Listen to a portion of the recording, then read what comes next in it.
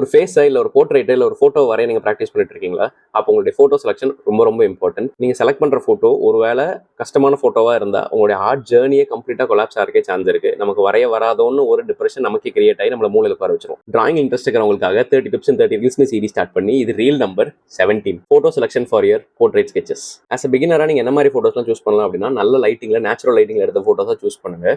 அதில் தான் உங்களுக்கு ஃபீச்சர்ஸ்லாம் நல்லா தெளிவாக தெரியும். லோ லைட்டிங் எடுத்த ஃபோட்டோஸில் உங்களுக்கு வந்து ஃபீச்சர்ஸ்லாம் தெளிவாக தெரியாது. அடுத்து ஒரு நல்ல ஸ்ட்ரைட் ஃபேஸ் ஃபோட்டோவை சூஸ் பண்ணி ஸ்டார்டிங்கில் ஸ்கெச் பண்ணுங்க. பிகாஸ் ஸ்ட்ரைட் ஃபேஸில் உங்களுக்கு வந்து ஃபீச்சர்ஸ்லாம் உங்களுக்கு வந்து ப்ராக்டிஸ் பண்ணுறதுக்கு ஈஸியாக இருக்கும். ஒரு ஸ்ட்ரைட் ஃபேஸ் எப்படி சூஸ் பண்ணலாம் அப்படின்னா, 2 இயரும் விசிபிளாக தெரியற மாதிரி இருக்கிற ஃபோட்டோஸாக சூஸ் பண்ணுங்க. அண்ட் முக்கியமாக செல்ஃபீஸ் அவாய்ட் பண்ணுங்க. பிகாஸ் செல்ஃபி வந்து ஒரு பர்டிகுலர் ஆங்கிளில் இருக்குங்கிறதுனால உங்களுக்கு அதை நீங்கள் ஸ்கெச் பண்ணிட்டு நீங்கள் கம்பேர் பண்ணி பார்க்குறப்போ இந்த ஆர்ட் வந்து ஃபோட்டோ மாதிரி இல்லையாங்கிற ஒரு ஃபீல் வந்து உங்களுக்கு ஸ்டார்டிங்கில் வர சான்ஸ் இருக்குது. முக்கியமாக நீங்கள் நிறையா ஃபில்டர் போட்டு நிறையா மேக்கப் போட்டு ஃபேஸை முழுன்னு ஆக்கி வச்சிருக்கிற ஃபோட்டோஸ்லாம் அவாய்ட் பண்ணிடுங்க. தென் நம்ம சப்ஜெக்ட் வந்து ஃபேஸ் ஆர் ஹெட் அப்படிங்கிறதுனால நீங்கள் வந்து சூஸ் பண்ணுற ஃபோட்டோஸ் ஃபேஸ்ல இருந்து செஸ்ட் வரைக்கும் இல்லை ஃபேஸ் மட்டும் ஜூமில் எடுத்த ஃபோட்டோஸாக சூஸ் பண்ணி நீங்கள் ஸ்டார்டிங்கில் ப்ராக்டிஸ் பண்ணுங்க. லாங் ஷாட்டில் எடுத்த ஃபோட்டோ அவாய்ட் பண்ணிட்டு நீங்கள் ப்ராக்டிஸ் பண்ணுங்க. ஸ்கெச்சிங் டே டு டே தாராளமாக இம்ப்ரூவ் ஆகிட்டே வரும். And that's it for today. உங்களுக்கு இந்த வீடியோ யூஸ்ஃபுல்லாக இருக்கும்னு நினச்சிங்கன்னா மறக்காம ஒரு லைக் போட்டு உங்களுடைய ஆர்டிஸ்ட் ஃப்ரெண்ட்ஸ்க்கும் ஷேர் பண்ணிடுங்க.